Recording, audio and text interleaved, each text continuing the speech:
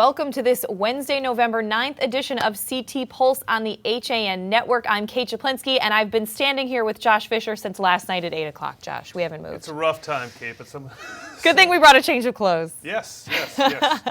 It's been a long night, and we're going to recap what happened last night. And we're still actually getting some numbers in from Connecticut.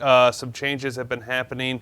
We're going to take a look at the state Senate, the state House, how Connecticut voted for president, for U.S. Senate, right. Charter questions, probate, what else? Yeah, and check out this ticker. Josh, you did a great job filling this out. All these statewide House of Representatives and state Senate races down there. You can get those results right there as we go along. We'll have that rolling out throughout the day. Yeah. That should cover pretty much every state. There's a few that are still up for grabs, and it's something that we've been trying to fill out, a lot of us, not just me, since last night. Now, Josh, when we were here last night, it took a long time to get results in, and part of that holdup was that 30,000 people registered on election day to vote. Led to some long lines, led to some people voting, as if they were in line after 8 o'clock.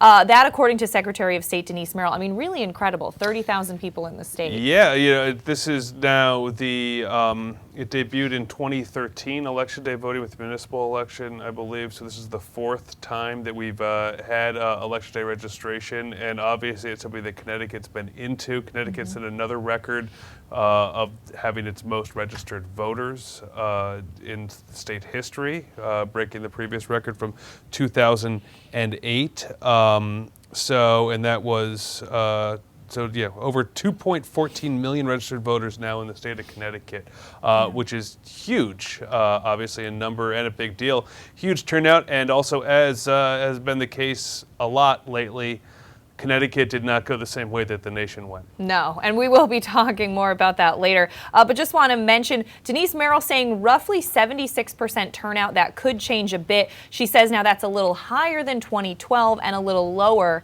than 2008. And just yesterday at the polls, she said many reported broken tabulators, but it was actually ballot bins overflowing. In other words, there were so many votes that the machines would jam. And she said this morning that her biggest concern on election night was the long lines, and she intends to ensure that wait times decrease in future elections. Yeah, it was a 78% turnout 8 years ago when Obama was first elected, then 74% last 4 years ago.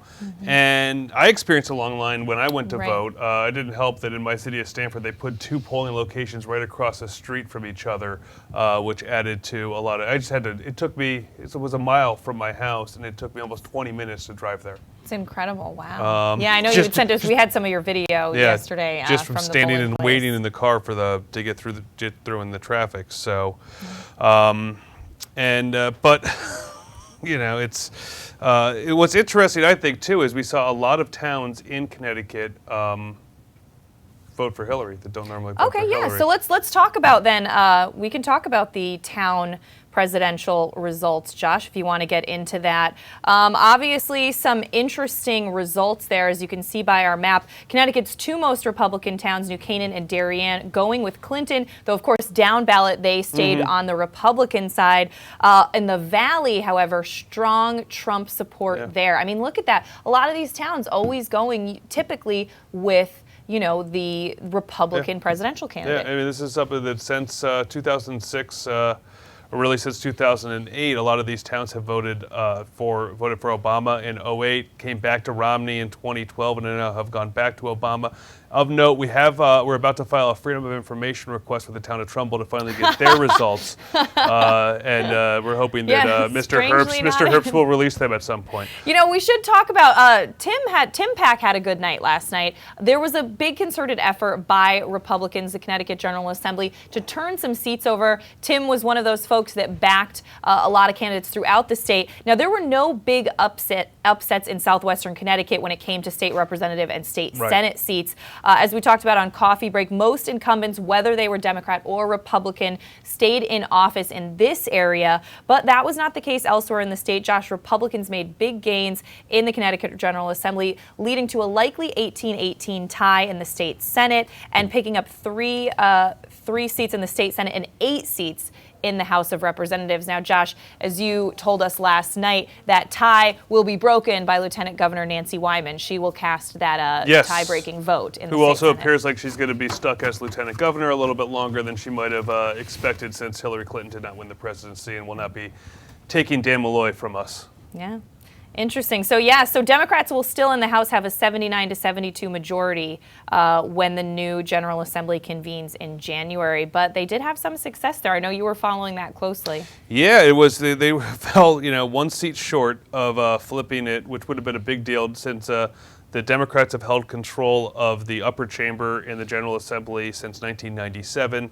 They've had control of the House of the House of Representatives of Connecticut since 1987. So we're about 30 years for that, and 20 years in the state Senate, and we have at least 2 more years of that, barring anyone stepping down or anything of interest. Or, it might be interesting too if there's any Democrats, you see this happen certainly nationally, want to switch parties at some point, because this is a great opportunity right now for a moderate Democrat in Connecticut to make a deal with the Republicans and say, hey, listen, I'll change my party registration, or I'll at least caucus with you if I can get some sort of really plum job in Hartford. I don't know if we haven't been close enough for something like that to happen in a long time. We have seen that happen in the U.S. Senate, of course, famously happening with Senator Jeffords from Vermont, switching from a Republican to an independent during the Bush administration to change the power of the U.S. Senate now, almost 15, 16 years ago. Right. The Connecticut Mirror reported when it comes to the State House of Representatives, possible recounts in 2 of those races. So it's been quite a battle in some of those towns. We had some empty seats like Dan Carter's 2nd district seat and John Shaben's 135th district as they ran for office, and a few tight races. Just worth mentioning that 2nd district, Dan Carter, he ran unsuccessfully against Richard Blumenthal, but that seat stayed Republican with Will Duff taking that against the challenger Raghib Ali Brennan. That's in the 2nd district of Reading, Bethel, and Danbury. 135th, Easton, Reading, Newtown, Weston.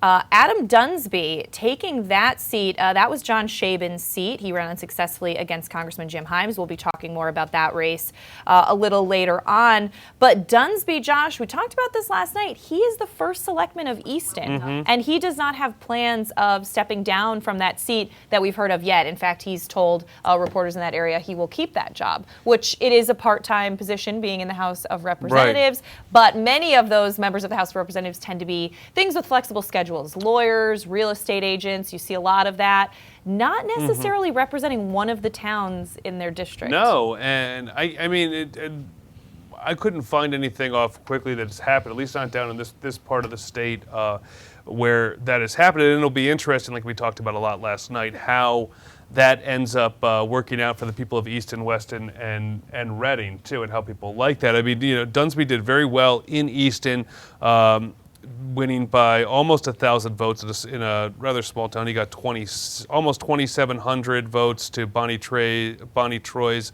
1,700 votes in Easton. So a substantial margin for him in his hometown.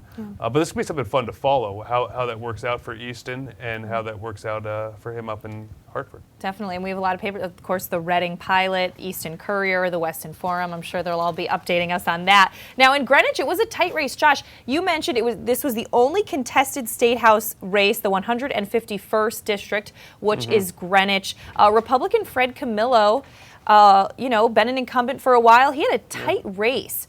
He ended up getting 5,650 votes on official totals versus Dita Bargava with 4,456 votes. So interesting that was so close when the other races were not contested. And that could certainly be, and we haven't had a chance to really dive super deep into those numbers, Kate, but the case where Greenwich went for Hillary. Yeah. And a lot of that down ballot stuff, and you have a lot of people, as is tradition, turn out in those presidential years who won't probably traditionally turn out in the midterm elections. We'll have 2 years from now or 2 years ago saying, hey, I'm voting for Clinton for president.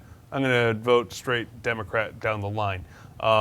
Because Fred Camillo usually wins by a little bit more from there or is uncontested. Right. Yeah, no, it's interesting. And, you mentioned when we were looking at New Canaan's returns that turnout was about 79% there, but you mentioned that's actually lower than in previous years. It could be maybe because as that town went for Clinton, a lot of them were just really turned off by the presidential nominee. A lot of your traditional Yankee Republicans, which certainly Fairfield County has been known for and Connecticut used to be known for, don't feel like it was worth coming out because certainly Trump was not appealing to them and definitely Hillary Clinton was not appealing to them. So it's kind of it was odd, I think, to see that happen in those states where normally you get a really big turnout for president. Right. And speaking of New Canaan, those charter questions, Josh, probably the biggest one that was causing some political infighting there in New Canaan was that the first selectman will no longer serve as the chairman of the Board of Finance, and instead the appointed board will be chaired by one of its own regular members. So taking some power away from a Republican first selectman right now, though that would of course apply to any first selectman that was elected in New Canaan. Members of the GOP supported that move, some didn't, so causing some issues there, but ncadvertiser.com has a lot of coverage on that. And they'll also be and they're too going to change how people vote in the town. Their town council, which has 12 members, 6 of them are up every 4 years. Or every 2 years. There's 6 of them are up every 4 years, or every 2 years, 6 of them are up. It used to be you had to vote for I believe it was 3 you got to choose from, but the top 6 vote getters get. Now voters will be able to vote for all up to 6 people, which could really change how those elections end up happening. The Republicans, of course, have had a long-time majority on that council, which is also run fairly in a nonpartisan way. Bill Walbert is the chairman, and the chairman before him have done that. But that will be interesting and add a little bit more fun for our New Canaan Advertiser staff down there on Beatty Street in New Canaan. Now, before we take a break, just definitely worth mentioning the judge of probate race in the 45th District, Ridgefield, Reading, Newtown, Bethel. That ended up being very close between Democrat Sharon Dornfeld and Republican Daniel O'Grady, but Daniel O'Grady taking that seat. Very tight race. And, a lot of people say, why is judge of probate a political office? That's how it works. And so you always see some kind of interesting things in those races. Yeah, and a lot of it is our lawyers who know each other, who have, represented people in the probate court. And also, too, it takes a lot to run for that because often taking a job as judge of probate precludes you from hearing a lot of cases or representing people in your hometown. So it could really actually cost lawyers a fair amount of money, too, to take that. So it is often a thankless task.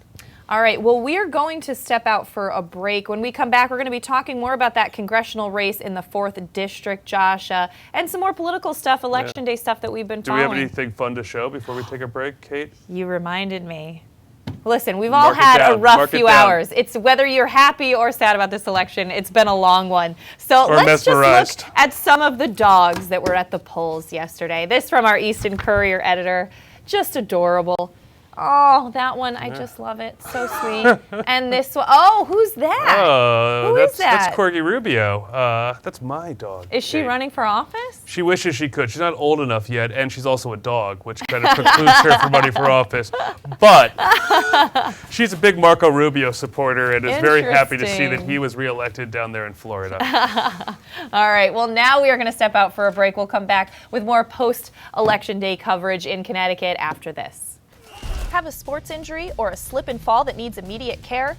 Coastal Ortho Express Urgent Care gives you direct access to an orthopedic specialist fast, without an appointment. Biking, golf, tennis, soccer, whatever the sports injury is, sprain or fracture, Coastal Ortho Express can help. Coastal Ortho Express Urgent Care, open Monday through Saturday, now in 2 locations. The iPark building at 761 Main Avenue in Norwalk and 36 Old Kings Highway South in Darien. Or go to coastalorthoexpress.com, like them on Facebook. Hi, this is Leo Carl from Carl Chevrolet in New Canaan. And you've heard me talk about the Chevy Volt for years. The new model gets 53 miles on EV charge daily, plus 420-mile full range. But don't take my word for it. You need to come in and test drive the Volt yourself. Visit us at 261 Elm Street in New Canaan or online at carldirect.com. I really wanted something that felt like a home. Coming from a big house, I wanted the feel of a home as opposed to a condo. New Canaan is 6 minutes down the road. New Canaan's a beautiful little town to walk around. I work in Westport. My commute is 20 minutes. It's close to Westchester, where my family is, so the location is ideal. there is no other townhome that compares in the area. This is where I want to be. On time, done right, safe and reliable. MrHandymanCT.com. Let our satisfied customers tell it. I have called Mr. Handyman for every reason, every occasion, every broken item, every leak. They have bailed me out on many occasions, and I would recommend them to anyone. For any project, large or small. MrHandymanCT.com.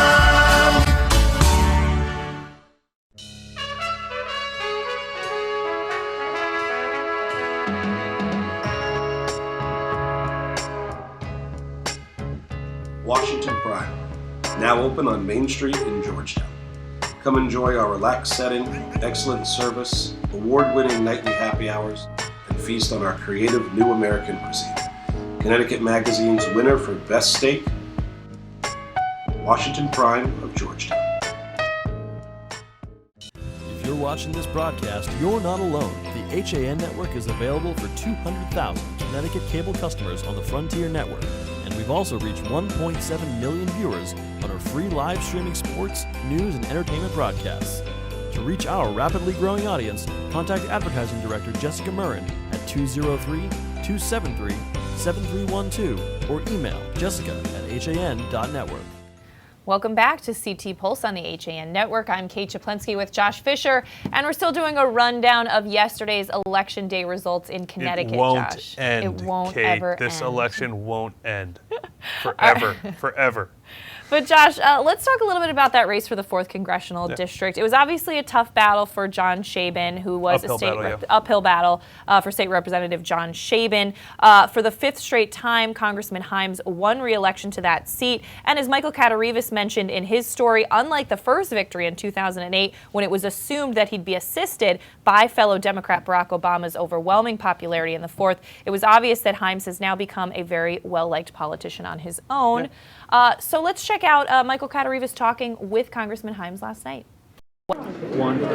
With a victorious Congressman Himes, his opponent just conceded. Congressman, your winning streak stayed intact tonight. How rewarding is it for you to have voters choose you again and again? Well, it feels good and it feels humbling. I mean, these have been difficult. These have been a difficult 8 years for the country and for Connecticut. And you know, I got elected the first time with the election of a new president, Barack Obama. We've been up and down since then, and it feels pretty good to know that the voters of this congressional district wanted me to keep representing them. Why do you think voters, especially in Bridgeport and Stamford, have connected with you? Well, I spend a lot of time with my voters, whether it's in Rotary Club lunches or you know, just knocking on doors or just listening to their concerns. I'm a huge believer that, you know, as a representative, the main thing I have to do is listen. And I do listen to people, and I think I get votes from people who say, I don't necessarily agree with this guy, but I know he listens to me. In your next term, do you have specific goals you'd like to accomplish for Connecticut? Well, yeah, you know, Connecticut still has some economic challenges that we need to address. And my role in doing that is about making sure that we've got the resources to build our highways, our railways, our networks, you know, harden our sort of networks and everything else against the weather that we've seen. So I'm going to keep working to make sure that we've got the resources we need to be the great state that we can be here in Connecticut. Does this ever get old? No, it doesn't get old. I got to tell you, elections are, you know, it's what distinguishes us from so many countries out there. So yeah, they're challenging, and yeah, you don't get enough sleep. But you know what? Electing a leadership, you know, leaders leading with the consent of the governed, that's what makes this country special. Congratulations. Thank you. Thank you very much. And that was obviously done before the presidential returns came in nationally. Yeah. So I wonder how... Yeah, hours before. hours before, as we all know, who stayed awake to watch that. Went to bed last night. You know what? I knew Trump was president at 2 a.m, so that's when I went to bed. I didn't stay up for the official speech. I tried to. Yeah. And the next thing you know, I woke up on the couch, you know, at like, who knows when, 6 o'clock in the morning after I almost made it.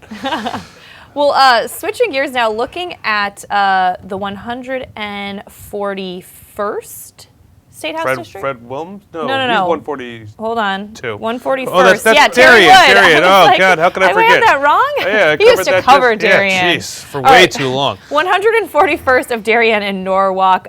Terry Wood keeping her seat there against Randy Klein. Now, Josh, Randy Klein, a pretty well-known Democrat in the area, his wife as well. Yeah, well, Randy Klein is been the DTC chairman, the Democratic Town Committee chairman for years in Darien, and before that, his wife Yvonne Klein was the Democratic first selectman, which when she was first elected, Darien was the most Republican town in the state. New Canaan now is barely, just more than Darien registration-wise. So it was a huge deal that Yvonne Klein, this Democrat, won 3 terms as first selectman in Darien. Terry Wood replaced John Ryan back right around when Yvonne Klein left office also, and she's been a rather popular state rep in Darien.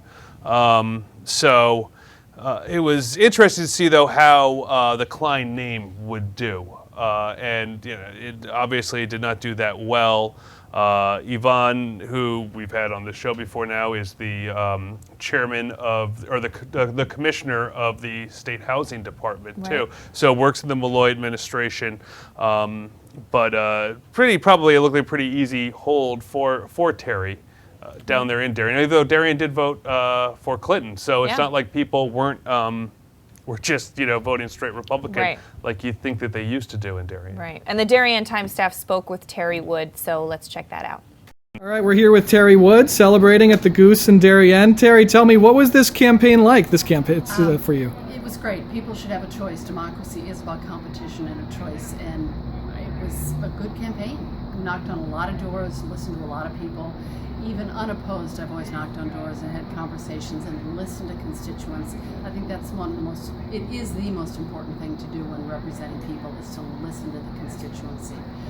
And talked to a ton of people and got a lot of engaged people helping with the campaign. I had a fabulous campaign team that I'm so proud to have worked with, and it takes a team. All right, and so what happens now? We have tonight where we're happy, we're celebrating, and then tomorrow morning at 9 o'clock I have a meeting that I go to every month, Human Services Planning Council, and that's the part of the community fund, and that informs a great deal of my work in Hartford because I'm ranking member of Human Services. It's a social service safety net, what we can do. So 9 a.m. I'm at that meeting. All right. Looking forward to working and certainly returning fiscal balance to our state and trying to work with this one-party rule thing. The Democratic majority is not making fiscal decisions that are benefiting our state, and hoping that they will allow us at the table. Great. All right. Thanks so much, Terry. Congratulations. Thank you. Thanks again to the Darien Times staff for that video last night. Josh, we're going to step out for a break, and when we come back, we're going to completely switch gears. No more election stuff. We're going to be talking about Veterans Day with our own editorial cartoonist, Doug Smith, after this. 1, 2, 3, Abby! You know! I want to find out how good I am. Yes, sir! If you relax, you get blown out. Let's get it done! Let's get it done! What can you take advantage of right now? Again, come on! I can push myself way beyond what you think. Pressure technique. Bring it back.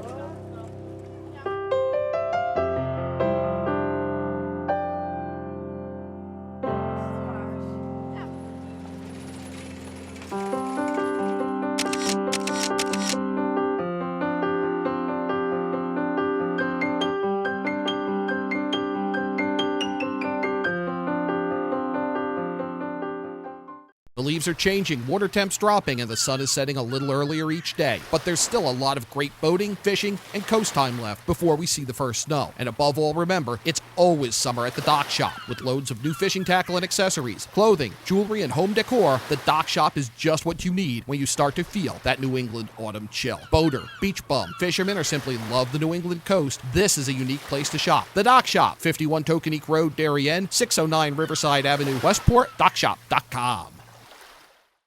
As you're getting back to your regular schedules, we're excited to get back to doing what we do best, offering you the freshest seasonal fare and all the ingredients for a healthy start to school. So shop Walter Stewart's for everything fresh, from A, apples to Z, zucchini, and from cotton candy grapes to back to nature all-natural snack bags. We save you time by stocking all of your favorite back-to-school essentials under one roof. Walter Stewart's Market, 229 Elm Street, or shop online at stewartsmarket.com.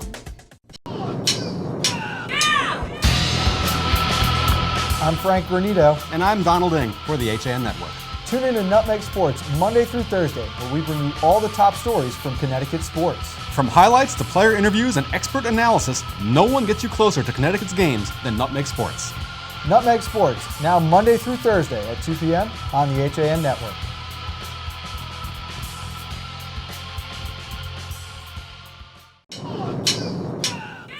Whoa. All right, it's time for some drawing conclusions with Doug Smith. He's a veteran drinker, not a veteran himself, but he tried to show up to the VFW and get in with that. I draw from real life experiences, so you know that really happened. That really, he just walked up and asked VFW, yeah, VFW's a cheap place to go drinking, I know, too. that's why I tried to get in. But well, Doug, thank you for taking our attention off of Election Day. It is Veterans Day on Friday, so we have some veteran cartoons that you've done over the years. Let's take a look at the first one we have. Tell us about this one. Just a little one showing passing the torch, the old veteran to the young soldier, just a World War II guy to a... Shaking the hand of a vet at the American Legion. Feel-good thing.